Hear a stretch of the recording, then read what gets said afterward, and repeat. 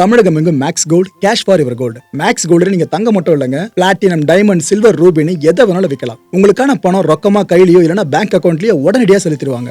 Market மதிப்பை விட 100 ரூபாய் ஒரு கிராமுக்கு உங்களுக்கு கூடுதலா கிடைக்கும். தமிழ்நாடு முழுக்க டோர் ஸ்டெப் சர்வீஸும் இவங்க ப்ரொவைட் பண்றாங்க. உங்களுக்கு கோல்ட விற்கணும்னு அதுக்கு ஒரே ஒரு பெஸ்ட் பிளேஸ் மேக்ஸ் கோல்டு தான். கால் 04445454545. வணக்கம். Big topic with Karthik Mayakumar. இந்த தமிழ்நாடு சட்டப்பேரவை தேர்தலில் பணக்கார வேட்பாளர் யார் தெரியுமா? ஆக்சுவலாக அவங்க உங்கள் லிஸ்ட்டில் இருந்திருக்க மாட்டாங்க. நீங்கள் வெளியில் தெரிகிற பெரிய பெரிய செலிபிரிட்டிஸ் தான் ரொம்ப பணக்காரன்னு நினச்சிட்டு இருப்பீங்க. அதை தாண்டி ஒருத்தவங்க இருக்காங்க, அவங்கள பற்றி பேச போகிறோம். அவங்க சொத்து மதிப்பை பற்றி பார்க்க போகிறோம். இது கூடவே தமிழ்நாடு அரசியல் களத்தில் பிரச்சாரம் சூடு பிடிச்சி போயிட்டு இருக்குல்ல, இதில் நடந்துட்டு இருக்க ஒரு விஷயங்கள் இருக்கு, திருவிழா கோலமாக தான் இருக்குது. இது எல்லாத்த பற்றி தான் பார்க்க போகிறோம். நிகழ்ச்சிக்குள்ள போகலாம்.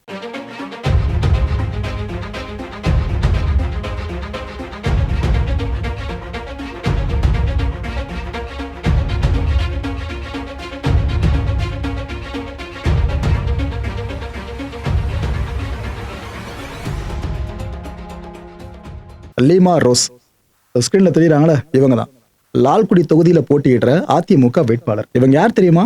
லாட்ரி மார்டின் இருக்கார்ல, அவரோட மனைவி. இவங்களோட அசையும் சொத்து மதிப்பு மட்டுமே 139 கோடி ரூபாய். இவங்களோட அசையா சொத்து மதிப்பு எவ்வளவு தெரியுமா? 909 கோடி ரூபாய். இவங்க கிட்ட இந்த அளவுக்கு நாக்கா மார்டின் அவர்கள் கிட்ட யோசிச்சு பாருங்களேன். அதையும் அஃபிடேவிட்ல சொல்லியிருக்காங்க. மார்டின் அவர்கள் பேர்ல மட்டுமே அசையும் சொத்து 3262 கோடி ரூபாய் மதிப்புல இருக்காங்க. அசையா சொத்து 887 கோடி ரூபாய் மதிப்புல அவர்கிட்ட இருக்கான். அண்ட் இவரோட மகன் ஜோஸ் டைசன் இருக்கார்ல, அவர் பேர்ல மட்டுமே அசையும் சொத்து 225 கோடி ரூபாய் மதிப்புலையும் அசையா சொத்து 439 கோடி ரூபாய் மதிப்புல இருக்கிறதா அவங்க மென்ஷன் பண்ணியிருக்காங்க. ஸோ இப்படி கூட்டி கழிச்சு பார்த்தீங்கன்னா இவங்க ஒட்டுமொத்த குடும்பத்தோட சொத்து மதிப்பு 6000 கோடியை அசால்ட்டா தாண்டிடுது. ஸோ தமிழ்நாடு சட்டப்பேரவை தேர்தலில் பணக்கார வேட்பாளர் வேற யாரும் இல்லை, லீமா ரோஸ் அவர்கள் தான். ஓகே, நீங்க எந்த பக்கம் நிற்கிறீங்க மக்களே? ஜஸ்ட் சின்ன ஒரு போல் மாதிரி கேட்குறேன் உங்ககிட்ட, ஏன்னா அடுத்த ஒரு போலை நீங்க பார்க்க போறீங்க. டிஎம்கே தமிழ்நாட்டை தலைகுனிய விட மாட்டோம் அப்படின்ற டேக்ல இருக்காங்களா? ADMK say yes to women safety. அடுத்து டிவிகே யாதும் ஊரே யாவரும் கேளிர். அல்டிமேட்டா என்டிகே பசுமை தான்ப்பா, எல்லாமே இயற்கை தான்ப்பா. ஸோ இந்த 4 விஷயங்கள் இருக்குல்ல, இதில் நீங்க எந்த பக்கம் ஃபாலோ ஆகுறீங்க? எதுக்கு கேட்குறேன்னா, இந்த டேகை பேஸ் பண்ணீங்க எத்தனை யங்ஸ்டர்ஸ் எந்த பக்கம் ஃபாலோ ஆகுறீங்கன்னு தெரிஞ்சுக்கிறதுக்காக தான் இந்த கேள்வி கேட்டிருக்கேன். இப்போ ஃபுல்லாக பிரச்சார கூட்டம் அங்கங்கே நடந்துகிட்டு இருக்குல்ல, சாப்பாடு வேணும்ல, பிரியாணி தான் எங்கே பார்த்தாலும் வாசனை கம கம கம கமன்னு வந்துகிட்டு இருக்கு. எங்கே பார்த்தாலும் பிரியாணி. மக்களை எந்த கட்சியோட கூட்டம் பரப்புரை கூட்டம் நடந்தாலும் அங்கே பிரியாணி ஸ்மெல்ல ஹெவியாக பார்க்க முடியுது. ஒரு நல்ல விஷயம் என்ன தெரியுமா? நிறைய தொழிலாளர்கள் இந்த எலெக்ஷன் டைமில் தான் கொஞ்சமாக சம்பாதிப்பாங்க. இதுக்கு முன்னாடி நலிவடைஞ்சு போன தொழில்கள் இருக்குல்ல, அது கூட இந்த எலெக்ஷன் டைமில் நல்லா பீக்குக்கு வரும். அவ்வளோ ஏங்க என்னப்பா பிஸ்னஸ் இதை இழுத்து மூட்டு போகலான்னு நினைக்கிறவங்க கூட எலெக்ஷன் டைமில் நிறைய ஆர்டர்ஸ் குவியவே சம்பாதிக்க ஆரம்பிப்பாங்க. என்னை பொறுத்த வரைக்கும் எலெக்ஷன் யாருக்காக தேவைப்படுற விஷயமோ இல்லையோ, இந்த தொழிலாளிகளுக்காக கண்டிப்பாக தேவைப்படக்கூடிய விஷயம். அதை பார்க்குறப்ப சந்தோஷமா இருக்கு. இத்தனை பேர் குடும்பங்கள் அங்கே அடுப்பெரியுதுல, அதை பார்க்குறப்ப சந்தோஷமா இருக்கு. இந்த ஹைகோர்ட்ல ஒரு மனு தாக்கல் பண்ணாங்க இப்போ ரீசெண்டாக, கவனிச்சிங்களா? என்ன மனு தெரியுமா? சென்னையில் ஐபிஎல் போட்டிகள் நடக்குதுல, இந்த டேட் எல்லாம் மாற்றிடலாமே, ஏன்னா எலெக்ஷன் டைமு எல்லாம் இங்கே இன்ஃப்ளூயன்ஸ் பண்ண வாய்ப்பு இருக்கு, அதனால மாற்றலாமேன்னு சொல்லிட்டு ஒரு மனுவை தாக்கல் பண்ணியிருந்தாங்க. ஹைகோர்ட் என்ன பண்ணிட்டாங்க, அந்த மனுவை தள்ளுபடி பண்ணிட்டாங்க. என்ன தெரியுமா சொல்லியிருக்கு கோர்ட்டு? ஏற்கனவே ஒரு மேட்ச் நடந்துச்சுல சென்னையில், அந்த டைம்ல விதிமீறல் எதுவும் நடக்கல, எலெக்ஷன் சம்பந்தமா எந்த பாதிப்பை ஏற்படுத்தல, பரப்புரை இல்லலாம், அப்புறம் எதுக்கு இங்கே நம்ம டேட்டை மாற்றணும்? செகண்ட் மேட்ச் நடக்கும் பார்த்தீங்களா, எல்லாம் பார்த்து என்ஜாய் பண்ணுங்க. நம்ம கோர்ட்டு சொல்லியிருக்கு. கரெக்டாக என்ன புரிஞ்சு வச்சிருக்கணுமோ அதை தெளிவாக புரிஞ்சு வச்சிருக்க மாதிரி இருக்கு. ஓகே, நீங்கள் லாவலோடு எதிர்பார்த்த அந்த நம்பர்ஸ் இதுதான். நம்ம டைம்ஸ்னு இருக்காங்களே, அவங்க internal DMK survey by inside election சொல்லிட்டு இந்த ரிப்போர்ட்டை வெளியிட்டிருக்காங்க. இது அப்படியே நடக்க போது நான் சொல்ல மக்களே. ஆனா இந்த ரிப்போர்ட்ல சொல்லப்படுற நம்பர்ஸ் கூட நீங்க எந்த அளவுக்கு ஒத்து போறீங்க, எந்த அளவுக்கு முரணா இருக்கீங்கன்றத கமெண்ட் செக்ஷன் தெரிவிங்க. சோ இந்த சட்டப்பேரவை தேர்தலில் பாத்தீங்கன்னா டிஎம்கே கூட்டணி 159 இடங்கள்ல இருந்து 165 இடங்கள் வரைக்கும் பிடிக்கும்ன்றாங்க. ஓட் ஷேர் எவ்வளவு?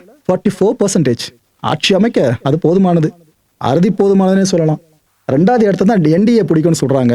அதான் அதிமுக தலைமையிலான பாஜக கூட்டணி 64 இருந்து 70 சீட்ஸ் வரைக்கும் பிடிக்கும்ன்றாங்க.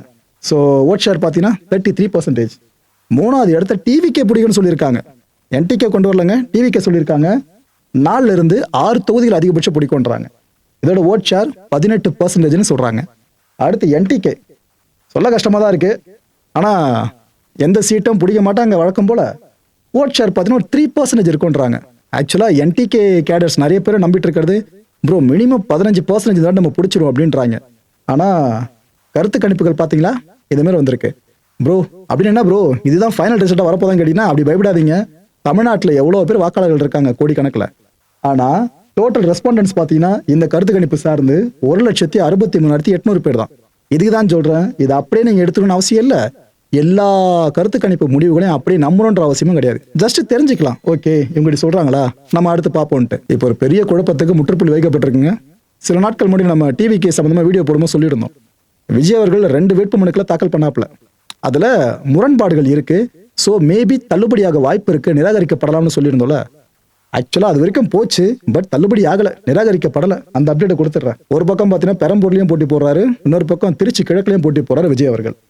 இந்த வேட்பு மனுக்கள் தாக்கல் பண்றப்ப இந்த 2 வேட்பு மனுக்கள்லயும் முரண்கள் இருந்துச்சு. அவரோட வயசு சம்பந்தமா இருக்கட்டும், அப்புறம் சொத்து சார்ந்த விஷயமா இருக்கட்டும், அதுல கொஞ்சம் முரண்கள் இருந்துச்சு. 2வது பிழை திருத்த பிரமாண பத்திரம் இருக்குல்ல, இதை அவர் தாக்கல் பண்ணி முடிச்ச கையோடு இப்போ தள்ளுபடி ஆகிற தலைவலி ஓஞ்சி போயிடுச்சுங்க, ஏற்கப்பட்டுருச்சு. விஜய் அவர்களோட வேட்பு மனுக்கள் ஏற்கப்பட்டாச்சு. இந்த நல்ல செய்தியை டிவிக்கு கேடர்ஸ் உங்ககிட்ட பகிர்ந்துக்கிறேன். அண்ட் விஜய் அவர்கள் மட்டும் இல்ல, இன்னொரு பக்கம் நேரு அவர்கள், மகேஷ் அவர்கள், அது 2 பேரும் மினிஸ்டர்ஸ் இல்லையா, அவங்களோட வேட்பு மனுக்களும் ஏற்றுக்கொள்ளப்பட்டிருக்கு. இப்ப அடுத்த நல்ல செய்தி, இப்போ ஒருத்தர் சார்ந்த இப்படிதான் வந்துகிட்டு இருக்கோம். வேட்புமனு தாக்கல் பண்ணியாச்சுல, அதோட ப்ராசஸ் முடியல, அது ஏற்றுக்கொள்ளப்படணும். அது சார்ந்த ஒவ்வொரு அனௌன்ஸ்மெண்ட்டும் இப்போ ஒன்னொன்னா வெளியே வந்துகிட்டு இருக்கு. இதுல பாத்தீங்கன்னா 2 சுயேட்சைகள், அவங்களோட வேட்பு மனுக்கள் தள்ளுபடியா பண்ணப்பட்டிருந்துச்சுங்க. அதுல ஒருத்தர் என்ன பண்ணிட்டாப்ல, எப்படி நீங்க பண்ணலாம், நான் சரியா தான் எல்லாத்தையும் பண்ணேன், எல்லாத்தையும் ஒழுங்கா தானே ஃபாலோ பண்ணேன், எப்படி நீங்க பண்ணலான்னு குழந்தை மாதிரி அழ ஆரம்பிச்சிட்டாங்க கொஞ்சம் ஏஜ்டான வேட்பாளர்களே. அது ஒரு பக்கம் போய்கிட்டு இருக்கு. ஒரு பக்கம் சந்தோஷத்துல கொண்டாடுறாங்கன்னு பார்த்தா, இன்னொரு பக்கம் ஃபீல்ஃபுல்லா அழுதுகிட்டு இருக்காங்க. அதுவும் நடந்துட்டு இருக்கு. செங்கோட்டையன் அவர்கள் இவங்க இப்ப என்ன சொல்லியிருக்காங்க, நெல்லையில விஜய் அவர்கள் பரப்புரை கூட்டத்தை ஏற்பாடு பண்ணப்பட்டிருக்குல்ல, 51 கண்டிஷன்ஸ் ஆங்க இந்த பரப்புரை கூட்டம் சார்ந்து. எல்லாத்துக்கும் உடன்பட்டு தான் நாங்க இந்த பொதுக்கூட்டத்தை நடத்த போறோம். விஜய் அவர்களோட பரப்புரைக்கு மட்டும் கடுமையான விதிகள் வகுக்கப்படுறதா, கண்டிஷன்ஸ் வகுக்கப்படுறதா அவர் சொல்லியிருக்காரு. சென்னையை தவிர மற்ற இடங்கள்ல பரப்புரை செய்யறப்ப பெருசா பிரச்சனை இல்லைங்க, அந்த ஒரு விஷயத்தையும் இங்க குத்தி காமிச்சு பேசியிருக்காரு. அதாவது சென்னையில மட்டுமே பாத்தீங்கன்னா டிவிக்கு கொஞ்சம் ஸ்ட்ராங் ஹோல்டு தான் பிடிச்சிருக்காங்க, அதில் மாற்று கருத்து இல்லை.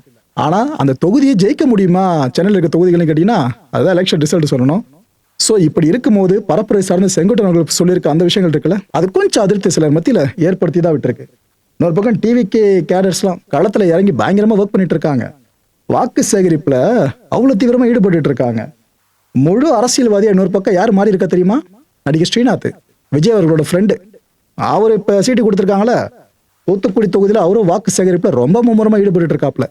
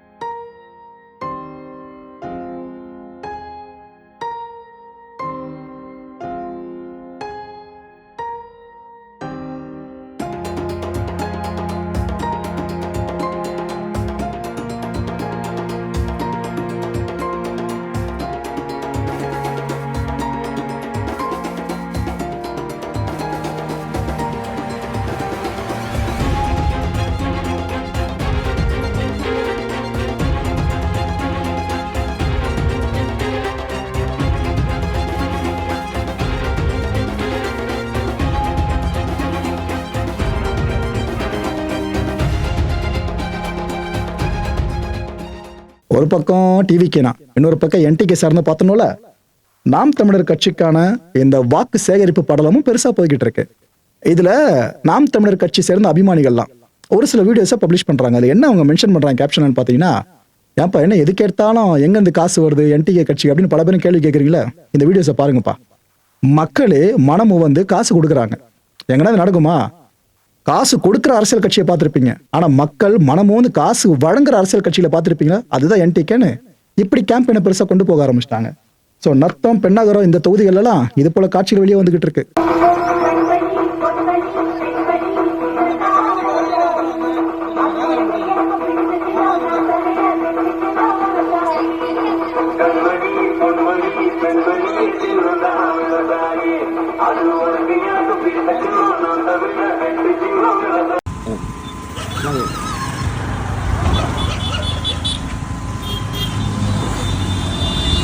ஐயா ரொம்ப நன்றி. அதுவும் வேட்பாளரை தேடி வந்து நீங்கள் காசு 1000 ரூபாய் கொடுத்துருக்கீங்க, ரொம்ப மகிழ்ச்சிங்க. திராவிட கட்சிகள் வந்து பொதுவாக 500 1000 ஓட்டுக்கு காசு கொடுத்து தான் ஓட்டை வாங்குவாங்க.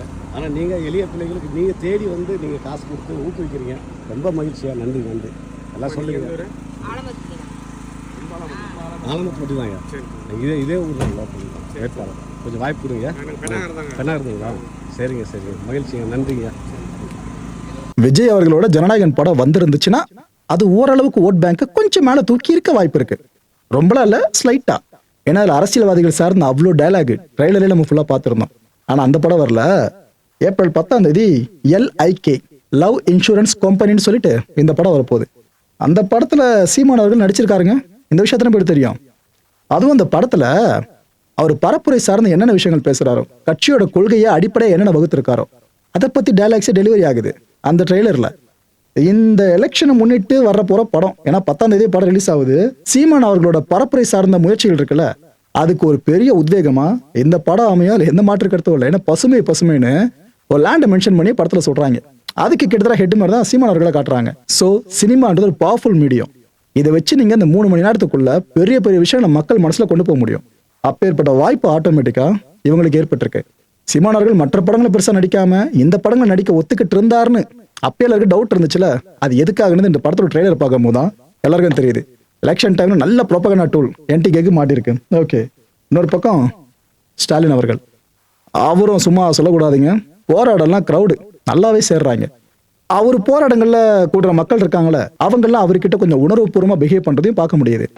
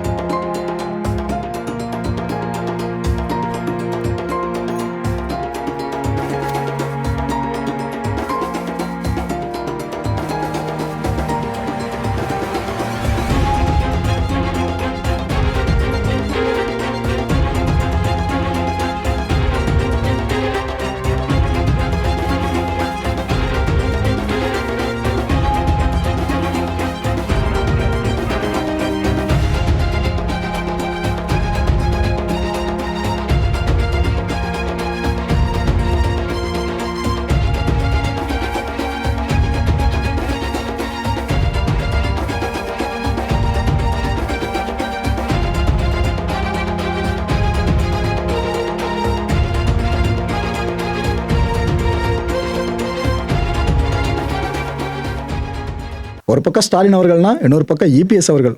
அவர் இந்த தேர்தல் வாக்குறுதிகள் இருக்குல்ல, அதை ஒரு பரப்புரை காலம் சார்ந்தும் அப்டேட் பண்ணிட்டே போறாப்ல. இப்ப கடைசியா ஒரு தேர்தல் வாக்குறுதிகள் என்னென்னலாம் அள்ளி வீசியிருக்காருன்றதை இப்ப முழுமையா பாருங்க. இதே அதிமுக அறிவிப்பு நல்லா உங்களுக்கு தெரியும். இந்த வரி உயர்வு இன்னைக்கு விலைவாசி விண்ணை முட்டிக்கிட்ட அளவுக்கு உயர்ந்து போயாச்சு. மக்கள் வாங்கும் சக்தி இழந்து கடும் பாதிப்புக்குள்ளாக இருக்கிறாங்க. அதிலிருந்து அவர்கள் மீட்டெடுக்க என்பதற்காக எல்லா குடும்ப அட்டைதாருக்கும் 10,000 ரூபாய் சிறப்பு உதவி தொகை வங்கி கணக்கிலே வழங்கப்படும். அவருடைய வங்கி கணக்கிலே செலுத்தப்படும். அவர் எது வேணாலும் அந்த பணத்தை பயன்படுத்திக்கலாம். அதே போல ஒவ்வொரு குடும்ப தலைவிக்கும் மாதந்தோறும் 2,000 ரூபாய் அவர்களுக்கு வழங்கப்படும். எல்லா குடும்ப அட்டைதாருக்கும் ஃப்ரிட்ஜ் விலை இல்லாமல் வழங்கப்படும். வேலைக்கு செல்லும் பெண்கள் உரிய நேரத்தில் வேலைக்கு போகணும், பணி முடிஞ்ச கூட வீடு திரும்பணும். அதற்கு ஏற்கனவே அம்மா அவங்களை அறிவிச்சாங்க. அதன்படி அதிமுக ஆட்சியில் 3 லட்சம் அறிவிச்சு 2,85,000 பேருக்கு அம்மா இருசக்கர வாகனம் மானியத்தில் கொடுத்தோம். மீண்டும் இப்பொழுது 5 லட்சம் பேருக்கு அம்மா இருசக்கர வாகனம் வழங்கப்படும். மானியம் 25,000 வழங்கப்படும். அதனால் இப்போ மகளிருக்கு தான் நகர பேருந்துல கட்டணம் இல்லாமல் பயணம் செய்கிறாங்க. அதிமுக ஆட்சி வந்த உடனே ஆண்களும் நகர பேருந்துல கட்டணம் இல்லாமல் பயணம் செய்யலாம். குடும்பத்திற்கு ஆண்டுக்கு 3 சிலிண்டர் விலையில்லாமல் வழங்கப்படும். ஒவ்வொரு ஆண்டும் தைப்பொங்கல் வருது. அந்த தைப்பொங்கல் தொகுப்பு கொடுக்கிறோம். அதோட தைப்பொங்கல் பரிசா 1000 ரூபாய் வழங்கப்படும். தீபாவளி என்று நம்முடைய பெண்களுக்கு அற்புதமான பட்டுப்புடவை வழங்கப்படும். மக்களை இந்த கான்டென்ட்டை போடுற மனசுல ஒரே ஒரு வினா இருக்க முடிஞ்ச அதுக்கான பதில்களை கீழே கமெண்ட் செக்ஷன்ல கமெண்ட் லீவ் பண்ணுங்க. மக்கள் கிட்ட வாக்குக்கு பணமே கொடுக்காம ஒரு ரூபாயோட டிரான்ஸ்ஃபர் ஆயிடக்கூடாது. அப்படி ஒரு தேர்தல் நடந்து முடியுதுன்னு வைங்க, யார் உண்மையிலே ஜெயிப்பாங்கன்னு நினைக்கிறீங்க? எந்த கட்சி ஜெயிக்கும்னு நினைக்கிறீங்க? அடுத்த நிகழ்ச்சி சந்திக்கலாம். நன்றி, வணக்கம். தமிழகம் எங்கும் Max gold, cash for your gold. Max gold நீங்க தங்க மட்டும் இல்லைங்க, பிளாட்டினம், டைமண்ட், சில்வர், ரூபினி எதை வேணாலும் விற்கலாம். உங்களுக்கான பணம் ரொக்கமா கையிலயோ இல்லைன்னா பேங்க் அக்கௌண்ட்லயோ உடனடியாக செலுத்திடுவாங்க. மார்க்கெட் மதிப்பை விட 100 ரூபாய் ஒரு கிராமுக்கு உங்களுக்கு கூடுதலா கிடைக்கும். தமிழ்நாடு முழுக்க டோர் ஸ்டெப் சர்வீஸ் இவங்க ப்ரொவைட் பண்றாங்க. உங்களுக்கு கோல்ட விற்கணும்னு அதுக்கு ஒரே ஒரு பெஸ்ட் பிளேஸ் மேக்ஸ் கோல்டு தான். கால் 04445454545. என் நண்பர் மாயம் ஸ்டுடியோஸ் நேயர்களே, மாயம் பக்தின்னு ஆன்மீகத்துக்காக பிரத்யேகமா ஒரு சேனலை கொண்டு வந்திருக்கோம். மறக்காம சப்ஸ்கிரைப் பண்ணி அந்த சேனலுக்கு உங்களோட ஆதரவை மனப்பூர்வமா தெரிவிங்க. வணக்கம் மாயம் ஸ்டுடியோஸ் நண்பர்களே. மாயம் ட்ரெண்ட்ஸ் அப்படின்ற ஒரு புதிய ஃபேஸ்புக் பேஜை ஓப்பன் பண்ணியிருக்கோம். நீங்கள் யூடியூப்ல பார்த்துட்டு இருக்கீங்களா நம்மளோட கான்டென்ட்ஸ்லாம். இதெல்லாம் விட ஒரு படி மேலே ரொம்ப கிறிஸ்பாகவும் ரொம்ப சூப்பராகவும் நிறைய கான்டென்ட்ஸ் உங்களுக்கு இந்த பேஜில் காத்துட்டு இருக்குங்க. ஸோ உடனடியாக ஃபேஸ்புக் பிளாட்ஃபார்ம் போங்க, மாயம் ட்ரெண்ட்ஸ்னு டைப் பண்ணி சர்ச் பண்ணி நம்ம பேஜை ஃபாலோ பண்ணுங்க. அப்படியே நம்ம சேனலையும் நீங்கள் சப்ஸ்கிரைப் பண்ணிட்டீங்க அப்படின்னா இன்னும் நிறைய புது புது கான்டென்ட்ஸை உங்களுக்காக ப்ரொடியூஸ் பண்ணி கொடுத்துக்கிட்டே இருப்பாங்க. நீங்கள் பண்ணுற ஒவ்வொரு சப்ஸ்கிரிப்ஷனும் எங்களுக்கு பெரிய மோட்டிவேஷனாக அமையும்.